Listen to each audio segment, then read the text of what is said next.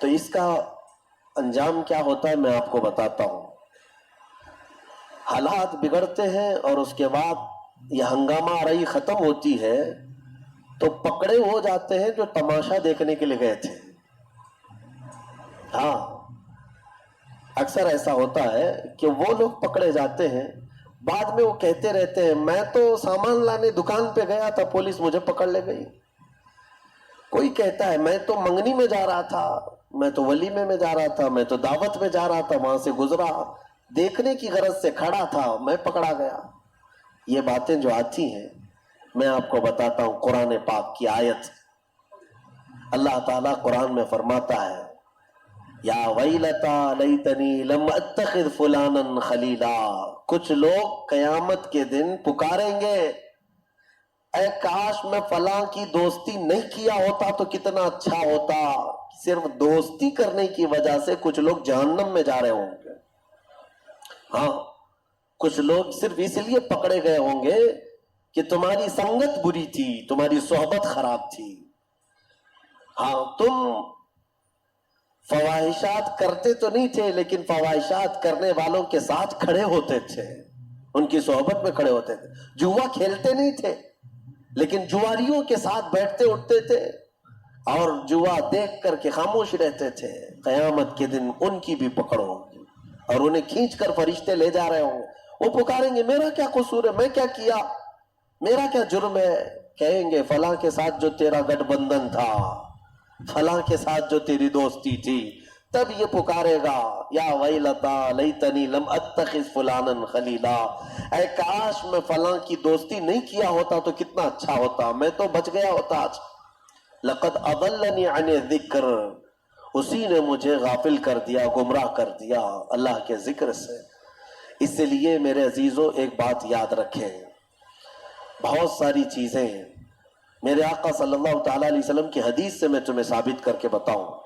حضور نے فرمایا برے آدمی کی صحبت میں بیٹھنا ایسے ہی ہے جیسے کوئلے کی کان میں جا کر آنا.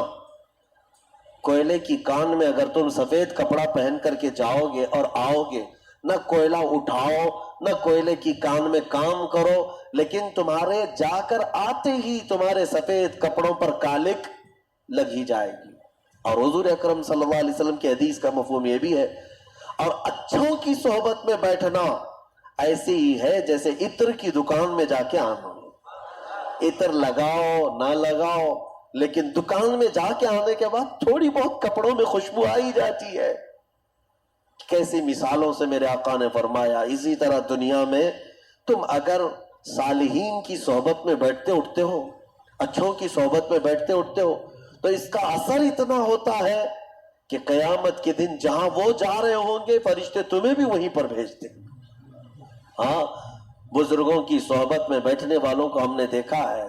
بعض روایات میں ہم نے یہ بھی پڑھا سرکار غوث اعظم عبد القادر جیلانی رضی اللہ تعالیٰ عنہ کے ہاں کام کرنے والا جو دھوبی تھا غوث پاک کے انتقال کے بعد بغداد کے بڑے بڑے علماء اگر کسی مسئلے میں پیچیدگی آتی تو اس دھوبی سے جا کر سوال کرتے ہیں اس مسئلے کا حل آپ کو معلوم ہے، وہ جواب دے دیا کرتے. کیوں؟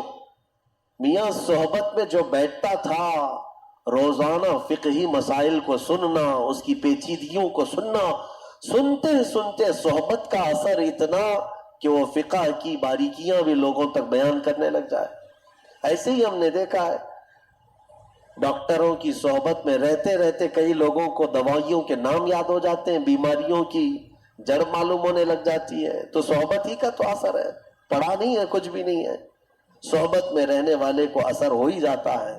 شیخ سعدی رحمت اللہ علیہ نے فرمایا ہے گلے خوشبوئے در حمام روزے رسید از دست محبوب بدستم. ایک دن ایک خوشبودار مٹی مجھے ہاتھ میں ملی، حمام میں خوشبودار مٹی تھی، تو میں مٹی کو سونگھا اور دیکھا کہ مٹی میں خوشبو کہاں سے آئی. تو شیخ سعدی فرماتے میں نے پوچھا اس سے بدو گفتہ کہ مشکی یا عبیری کہ بوئے دل آویز تو مستم. میں نے مٹی سے پوچھا تو مشک ہے یا عنبر ہے، تیری خوشبو سے میرا دل مست ہو رہا ہے. گفتہ کہ من گلے ناچیز بودم وہ لیکن مدت باگل نشستم. کہتی ہے مٹی نہیں میں تو ایک ناچیز مٹی ہوں, میری کوئی حیثیت نہیں, میں مٹی ہی ہوں, نہ میں مشک ہوں نہ عنبر ہوں, لیکن ایک زمانے تک گلاب کے پھول کے ساتھ بیٹھی رہی, گلاب کے ساتھ میں بیٹھی رہی. جمال ہم نشیں درمن اثر کر ورنہ من ہوما خاکم کے ہستم. فارسی کا یہ شیخ سعدی رحمت اللہ علیہ نے گلستان میں فرمایا. وہ کہتی ہے مٹی کہ میرے قریب بیٹھنے والی صحبت کا یہ اثر ہے, یہ اس گلاب کا اثر ہے, ورنہ میں تو وہی مٹی ہوں جو میری مٹی کی حیثیت ہے. پتہ یہ چلا کہ مٹی بھی اگر پھول کے ساتھ رہے تو مٹی میں خوشبو آ جائے. تو اے میرے عزیزو, اپنی صحبت کو پاک رکھا کرو, اپنی صحبت کو پاک رکھا کرو. اور ہم نے دیکھا ہے کہ بہت سارے نوجوانوں کی جو لائن بگڑتی ہے, ان کا راستہ بھٹکتا ہے, تو یہ صحبت کا اثر ہے. یہ نشہ کہاں سے سیکھتے ہیں, یہ عیاشیاں کون انہیں سکھاتا ہے, انہیں بے حیائیاں کون تعلیم دیتا ہے؟ آسمان سے تو نہیں اترتی ان کے دماغ میں.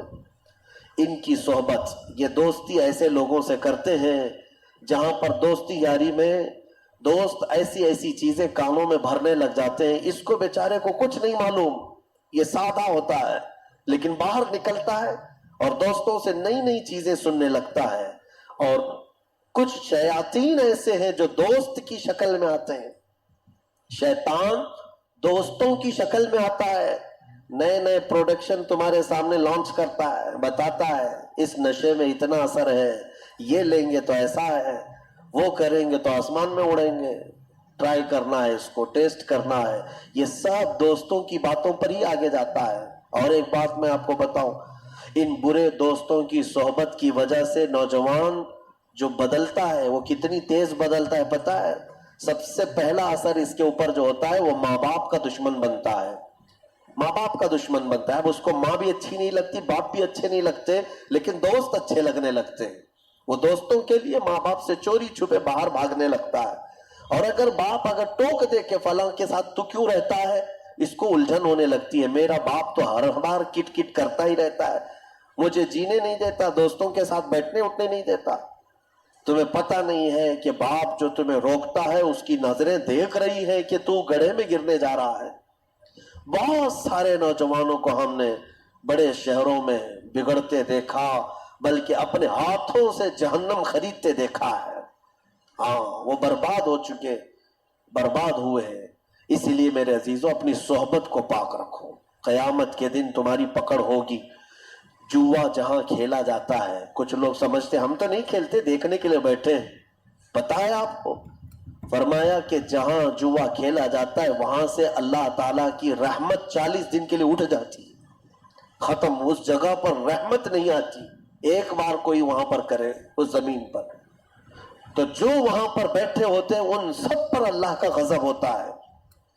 اور ایک روایت میں نے اس سے قبل بھی بتایا تھا کہ جوا کھیل کر, سود کھا کر کوئی مسجد میں آئے اور وضو کر کے نماز پڑھنا بھی چاہے تو فرمایا گیا کہ وہ خنزیر کے خون سے وضو کرتا ہے, وہ غلیظ جانور کے خون سے اپنے ہاتھ منہ دھوتا ہے. یہ نحوست ہے میرے عزیزوں. مسلمانوں کو اس معاشرے سے, ایسے معاشرے سے پاک رہنا چاہیے. رسول کریم صلی اللہ تعالیٰ علیہ وسلم کا وہ معاشرہ نہیں جس میں قمار ہو, جوا ہو, نشہ ہو, نہیں. بلکہ آج تو ایسے حالات تم نے بنا رکھے کہ کوئی اگر اجنبی نشہ پوچھے کہ کہاں ملتا ہے تو لوگ تمہارے محلے کا ایڈریس دے دیتے ہیں, مسلمانوں کے محلے میں مل جائے گا. اس کے ڈیلر بھی وہی ہیں, یوزر بھی وہی ہیں, اور ایک جگہ سے دوسری جگہ سپلائر بھی وہی ہیں. کیوں تم نے یہ چیزیں اپنا لی ہیں؟ عزیزان گرامی, امت مصطفیٰ میں ہونے کا میں تمہیں واسطہ دیتا ہوں, تمہارے یہ سارے کرتوت میرے نبی کی نگاہوں سے پوشیدہ نہیں ہیں. حضور پاک صلی اللہ تعالیٰ علیہ وسلم جب اپنے امتیوں کو یہ حالات میں دیکھیں تو کیا حضور کو ایذا نہیں پہنچتی, تکلیف نہیں ہوتی, اذیت نہیں ہوتی؟ بچو اور صحبتوں کو پاک کرو.